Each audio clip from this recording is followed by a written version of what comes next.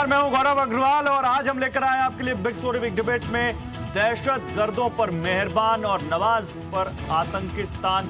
एक खास पेशकश बिग स्टोरी बिग डिबेट में जिसमें बात करेंगे कि कैसे आतंकवाद के खिलाफ लड़ाई में पाकिस्तान भले ही कभी अमेरिका का अहम सहयोगी रहा हो, लेकिन अब अमेरिका ने उसे आतंकवादियों के लिए सुरक्षित शरण स्थली घोषित कर दिया है। अमेरिकी विदेश विभाग ने अपनी सालाना रिपोर्ट में कहा है कि लश्कर ए तैयबा और उसके अलावा कुछ दूसरे आतंकी संगठनों को पनाह देने वाला जैसे जैश ए मोहम्मद जैसे आतंकवादी संगठनों को वहां ऑपरेट करने, ट्रेनिंग देने, संगठित होने और फंड जुटाने की छूट मिली हुई है। भारत को पाकिस्तान की ओर से किए जा रहे आतंकी हमलों को सहना पड़ता है। भारत में जम्मू कश्मीर में आतंकवादी हमलों के लिए पाकिस्तान से फैलाए जा रहे सीमा पार आतंकवाद को जिम्मेदार ठहराया जाता है। रिपोर्ट में पठानकोट अटैक का खास तौर से नाम लिया गया है और अब सवाल है कि क्या अमेरिका के इस रिपोर्ट के बाद, अमेरिका के खुलकर पाकिस्तान का नाम लेने के बाद हालात बदलेंगे और क्या आतंकिस्तान पर, क्या पाकिस्तान पर लगाम लगेगी? बिग स्टोरी बिग डिबेट में आज हम इसी मुद्दे पर चर्चा करेंगे, लेकिन उससे पहले ये रिपोर्ट देखिए। लश्कर ए तैयबा, जैश ए मोहम्मद, हिजबुल मुजाहिदीन जैसे आतंकी संगठन को पालने पोसने वाला पाकिस्तान अब दुनिया के सामने बेनकाब हो चुका है। भारत जिस बात को लगातार कहता रहा, उस पर अब अमेरिका ने भी मुहर लगा दी है। अमेरिका ने पाकिस्तान को उन देशों की सूची में डाल दिया है जो आतंकवादियों को सुरक्षित पनाह देते हैं। अमेरिका ने यह भी कहा है कि पाकिस्तान के लश्कर ए तैयबा और जैश ए मोहम्मद जैसे आतंकी संगठन न सिर्फ पाकिस्तान से ऑपरेट करते हैं, बल्कि अपने आतंकवादियों के लिए फंड भी इकट्ठा करते हैं और उन्हें ट्रेनिंग भी देते हैं। अमेरिका ने यह भी कहा है कि पाकिस्तान ने अफगान, तालिबान और हक्कानी नेटवर्क जैसे आतंकवादी संगठनों के खिलाफ कोई ठोस कार्रवाई नहीं की है। अमेरिका ने अपनी वार्षिक कंट्री रिपोर्ट ऑन टेररिज्म में दावा किया कि पाकिस्तान आतंकियों के लिए सुरक्षित जगह है, यानी पाकिस्तान अपनी धरती पर आतंकवादियों को पनाह देता है। अमेरिका में पाकिस्तान पर जो रिपोर्ट तैयार हुई है, उसमें दावा किया गया है कि लश्कर ए तैयबा और जैश ए मोहम्मद जैसे संगठनों से जुड़े आतंकियों को वहां ट्रेनिंग दी जाती है। अमेरिकी स्टेट डिपार्टमेंट का कहना है कि पाकिस्तान में लश्कर ए तैयबा पर पाबंदी के बावजूद ये आतंकी संगठन नए नाम से काम कर रहे हैं और बैन के बावजूद हाफिज सईद वहां रैली कर रहा है। पाकिस्तान को लेकर अमेरिका का रुख लगातार कड़ा हो रहा है। ये इस बात से साफ है कि अमेरिका ने भारतीय पीएम मोदी की यात्रा के दौरान ही पाकिस्तान के सैयद सलाहुद्दीन को ग्लोबल आतंकवादी घोषित किया था। पाकिस्तान पर करीब 1 दर्जन आतंकवादी संगठनों को शरण देने के आरोप धीरे धीरे पुख्ता होते नजर आ रहे हैं। एक्सपर्ट्स बताते हैं कि अमेरिका जिन 60 आतंकवादी संगठनों को ग्लोबल मानता है, उनमें से 13 अकेले पाकिस्तान में हैं। बिग स्टोरी बिग डिबेट का आज का सवाल, क्या अमेरिका के आतंकियों की शरण स्थली घोषित करने के बाद सुधरेगा पाकिस्तान? क्या हाफिज सईद जैसे आतंकियों के खिलाफ कार्रवाई करेगा पाकिस्तान? क्या आतंकी संगठनों के खिलाफ कदम उठाएगा पाकिस्तान? क्या आतंकियों को ट्रेनिंग और फंडिंग बंद करेगा पाकिस्तान? तो ये बेहद ही अहम सवाल है जो अपनी इस डिबेट के दौरान अगले 1 घंटे में हम उठाएंगे। मेरे साथ कौन कौन है पैनल में मैं आपको बताता हूं। मेरे साथ संजू वर्मा हैं जो कि प्रवक्ता हैं भारतीय जनता पार्टी की, मेरे साथ अचल मल्होत्रा हैं फॉर्मर डिप्लोमेट, और मेरे साथ शिवदान सिंह साहब हैं डिफेंस एक्सपर्ट। थोड़ी देर में मेरे साथ कांग्रेस नदीम जावेद जुड़ेंगे, इनामुल नबी जुड़ेंगे, स्पोक्स पर्सन एआईपी, और मेरे साथ थोड़ी देर में जुड़ेंगे सुशील पंडित रूट्स इन कश्मीर से। आप सभी लोगों का स्वागत है। लेकिन अचल मल्होत्रा, इस डिबेट की शुरुआत में आपसे करूंगा। अचल मल्होत्रा, क्योंकि आप डिप्लोमेसी समझते हैं और अमेरिका ने जिस तरह से सेफ हेवन बताया है टेररिस्ट के लिए पाकिस्तान को, इसका हम क्या मतलब निकालें? और क्या आपको लगता है कि भारत के लिए ये एक खुशी का मौका है?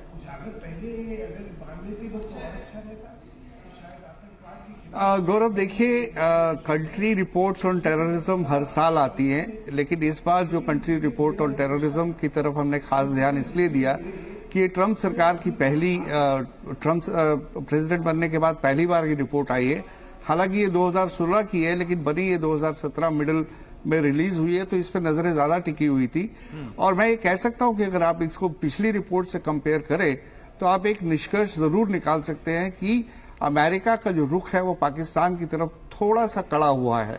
अब जो पिछले साल की रिपोर्ट को अगर आप देखें तो उसमें जो ओपनिंग सेंटेंस में उन्होंने पाकिस्तान को आतंकवाद के खिलाफ लड़ाई में एक क्रिटिकल पार्टनर के नाम से बताया था।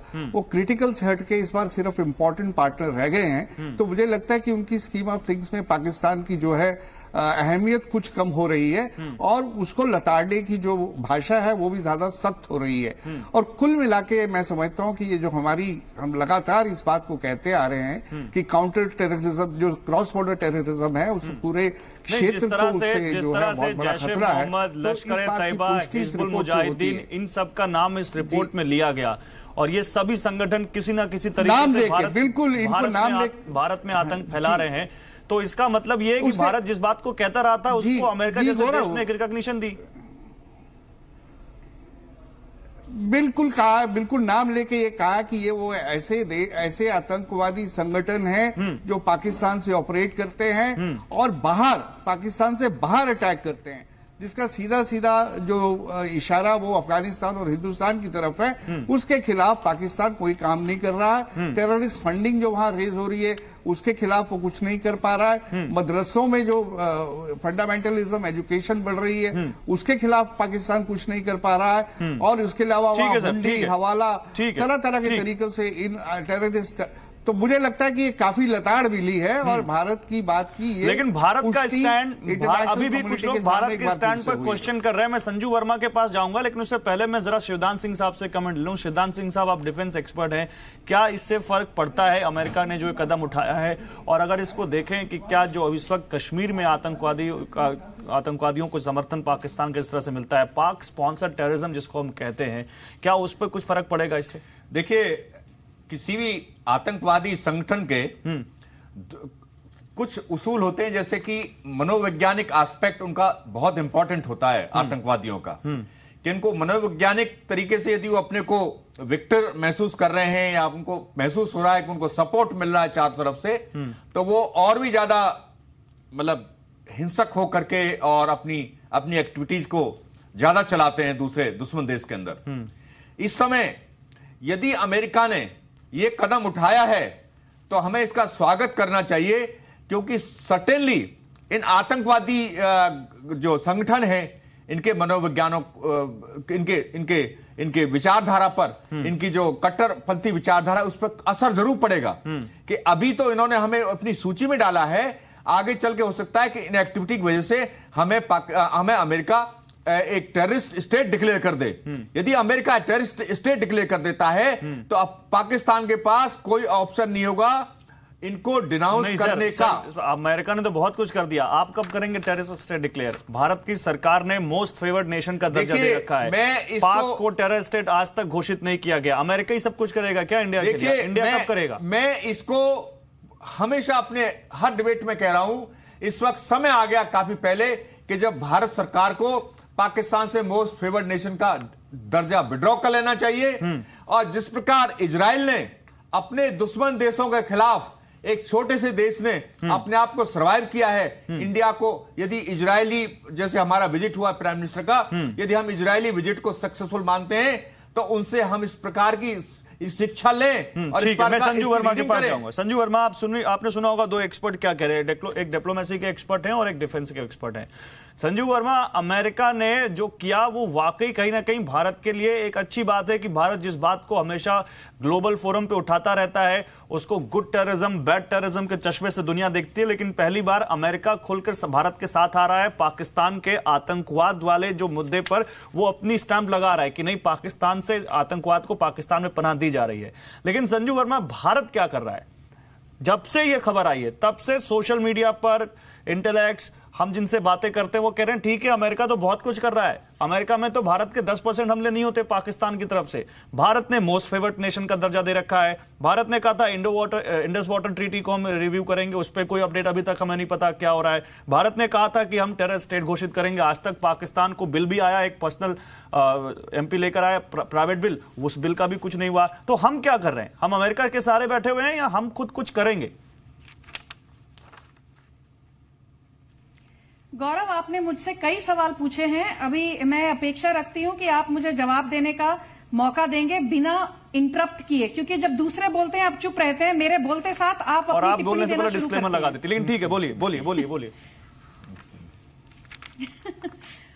ओके, मैं आपके पैनल पे फॉर्मर डिप्लोमेट हैं, डिफेंस एक्सपर्ट हैं। मुझे एक बात की मुझे बहुत मैं सरप्राइज हूं, मुझे ताज्जुब हुआ कि किसी ने ये नहीं कहा, और आपने भी अपने ओपनिंग कमेंट्स में ये कहा कि अमेरिका सब कुछ कर रहा है, हम क्या कर रहे हैं। अमेरिका जो आज इतनी ओपनली, ये सिर्फ कड़ी निंदा नहीं है, जो सालाना country report on terrorism state department issue करता है, उसमें क्लियरली ये लिखा गया है कि आप स्पेसिफिक मेंशन किया गया है पठानकोट टेरर अटैक का, और स्पेसिफिकली पाकिस्तान को ये आदेश दिया गया है कि आप जो टेररिस्ट और आतंकवादियों को और आतंक को जो अपने सॉइल पे जो पनाह दे रहे हैं, आप वो बंद कीजिए और जो एक्शन है वो लीजिए और ऑन द ग्राउंड डिलीवरेबल्स हमें दिखाइए। और आप पूछ रहे हैं कि मोदी सरकार ने क्या किया। मैं आपसे एक चीज पूछना चाहती हूं, आप चाहे नरेंद्र मोदी जी की कांग्रेस को जो एड्रेस था वो ले लीजिए, ऊफा का जो समिट है वो ले लीजिए, आसियान ले लीजिए, ब्रिक्स समिट ले लीजिए, जो अभी उनकी इजराइल में यात्रा हुई है वो ले लीजिए, हर जगह पे on every possible global platform यदि एक चीज उन्होंने बार बार दोहराई है वो ये कि गुड और बैड टेररिज्म का तो सवाल ही नहीं उठता। मैडम आप फिर कहेंगी कि मैं बीच में टोक रहा हूं आपको, लेकिन विद ऑल ड्यू रिस्पेक्ट मैं आपसे एक सवाल पूछूं। हालांकि मेरा शो है तो मुझे सवाल पूछने का अधिकार है, लेकिन फिर भी मैं आपसे पूछ रहा हूं। बाद में आप ने कहा कि मैंने आपको बीच में टोक दिया। मैं आपसे ये सवाल पूछना चाहता हूं कि अमेरिका से आप बहुत कुछ करवा रही है, आप अमेरिका से करवाने की बजाय खुद क्यों नहीं कर रहे? आपने पाक को टेरर स्टेट क्यों नहीं घोषित किया गया? मोस्ट फेवर्ड नेशन का दर्जा क्यों दे रखा है? ये मेरे सवाल थे। आपने क्या करवाया, बताया क्या नहीं किया? इंडस वाटर ट्रीटी रिव्यू करने की बात कही गई थी कि नहीं की गई थी? उरी अटैक के बाद क्या किया आपने उसके बाद, बताइए।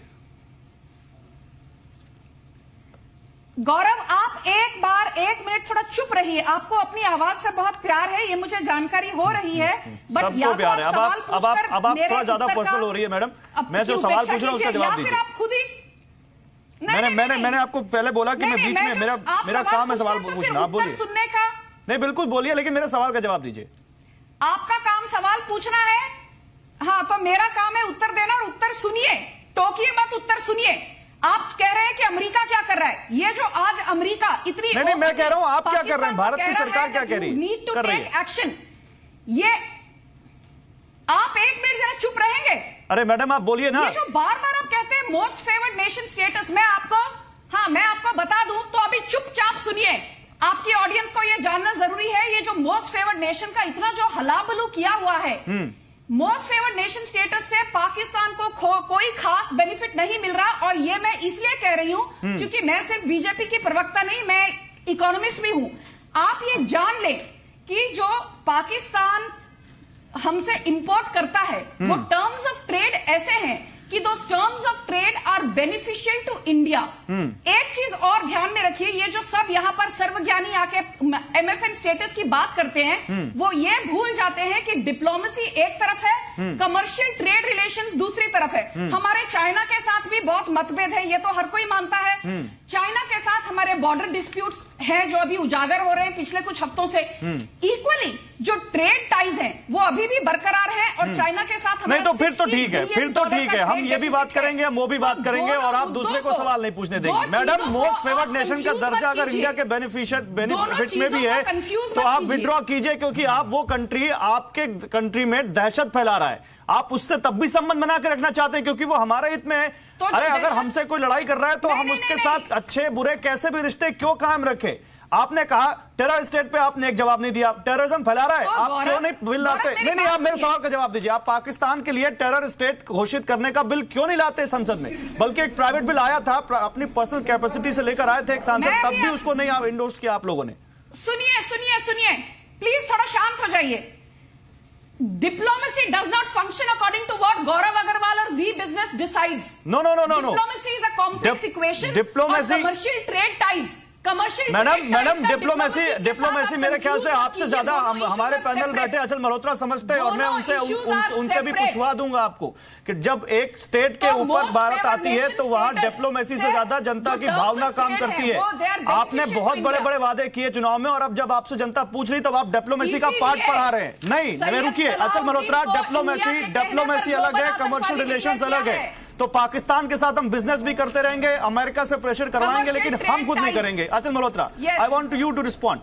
अचल मल्होत्रा, हम बहुत कुछ कर रहे हैं। नहीं, अब आप सुनिए। नहीं गौरव, दो चीजें एक साथ। पट्टी बांध कर मत मैडम सुनिए अब आप। गौरव देखिए, दो बातें एक साथ नहीं चल सकती हैं। एक तरफ पाकिस्तान, मैडम सुनिए अब आप। पाकिस्तान हमें अपने देखिए बीजेपी की प्रवक्ता का जो इकोनॉमिक्स का बीच में लाना है कि उनको इतना नुकसान होगा या कम नुकसान होगा या ज्यादा नुकसान होगा, सवाल इस बात का नहीं है। सवाल ये है कि पाकिस्तान आपको चोट पे चोट दिए चले जा रहा है। हर रोज लोग हमारे जवान मर रहे हैं, क्रॉस बॉर्डर टेररिज्म बढ़ती चली जा रही है। तो कुछ चीजें ऐसी होती है जिनको नफा नुकसान या रुपए पैसे में नहीं तोला जाता, उनकी सिंबॉलिक वैल्यू भी बहुत होती है। एक मैसेज भेजने की बहुत बड़ी जरूरत होती है। तो हम ना सिर्फ हमें सख्त कदम उठाने चाहिए, हम सख्त कदम उठाते हुए दिखना चाहिए कि हम पाकिस्तान को। मैं रुकिए संजू वर्मा, आता हूं आपके पास। मैंने आपको बोलने का मौका दिया, अब लेट हिम स्पीक फर्स्ट। क्या कर रहे हैं? हाँ, हम कर क्या रहे हैं? ठीक है। मेरे साथ इनामुल नबी भी जुड़ चुके हैं और मेरे साथ नदीम जावेद भी जुड़ चुके हैं, कांग्रेस के प्रवक्ता। लेकिन Shivdan Singh wants to respond. Shivdan Singh तो फिर कमर्शियल रिलेशन अलग है और डिफेंस का रिलेशन अलग है। मैडम, मैं एक बात कहना चाहता हूं, बहुत चल रही दोनों चीजें साथ साथ। इस ढीले ढाले रवैये के कारण आज हमसे साइज में कितना छोटा पाकिस्तान हमें कितने गुना लॉस पहुंचा रहा है। और जिस वादे के साथ आप पावर में आए थे, सॉरी, आप वादा ये था कि पाकिस्तान को उसका स्थान दिखा दिया जाएगा। आप लोगों को बैठा और रहे हैं। सुनिए, मैं किसी पार्टी से नहीं हूं, मैं आपसे ये कहना चाहता हूं। आप सब गलत बोल रहे हैं। संजू वर्मा सही बोल रहे हैं। संजू वर्मा, आप उनको बात पूरी करने दीजिए, वो डिफेंस एक्सपर्ट है, देश को सर्व कर चुके हैं एक सैनिक के तौर पर, उनको बोलने दीजिए। कम से कम उनका तो रेस्पेक्ट रखिए आप। Let him speak. जब सीमाओं पर एक सैनिक युद्ध करता है तो उसके दिल में खाली एक भावना होती है कि मैं अपने दुश्मन का नेस्तानाबूद करूंगा। और वो भावना के साथ यदि उसको ये फीलिंग हो जाए कि हम साथ में डिप्लोमेसी भी देख रहे हैं, हम साथ में बिजनेस भी देख रहे हैं, तो फिर वो फीलिंग वो नहीं आ पाती है।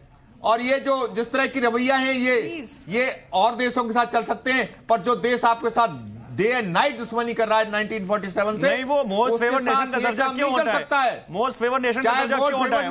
वो तो हमारे बेनिफिट में है। पाक को टेररिस्ट हम क्यों घोषित करें? अमेरिका से तो करवा दिया हमने। हमारा क्या सवाल बनता है यहाँ पे? हमें तो कोई नुकसान हो ही नहीं रहा है। इंडस वाटर ट्रीटी तो उस वक्त जब कह दिया जब लोगों में बहुत गुस्सा था। आज हम उस बारे में क्यों बात करें? इनामुल नबी, मैं आपके पास आता हूं। मैं मेरे साथ कांग्रेस से नदीम जावेद जुड़ चुके हैं। सर, मैं कांग्रेस से एक सवाल लेता हूं, फिर इनामुल नबी आपके पास आता हूं। इनामुल नबी, अमेरिका ने अपनी रिपोर्ट में पाकिस्तान को एक ऐसा स्टेट बताया है जो आतंकवादियों के लिए सुरक्षित पनाहगाह है। सरकार ये कह रही है कि हमारी पहल पे हुआ है, हमने कहा तब अमेरिका ने ऐसा किया, और मोदी जी की जो विजिट हुई थी उसके बाद ही ये सब कुछ हुआ है। तो मतलब सरकार के प्रयास से अमेरिका कर रहा है, ये सरकार के लिए बड़ी बात है। लेकिन सरकार क्या कर रही है, उस सरकार से पूछा जाना चाहिए या नहीं पूछा जाना चाहिए? सरकार आप लोगों को बेवकूफ बना रही है। एक मिनट इनामुल नबी, मैंने आपसे नहीं, मैंने इनसे पूछा है, नदीम जावेद से। मैं आता हूं आपके पास। अरे सरकार आपको नदीम जावेद, किस पाकिस्तान की बात? Nadeem Javed please respond. Sir रुकिए, आ रहा हूं आपके पास। पाकिस्तान न्यूक्लियर स्टेट है।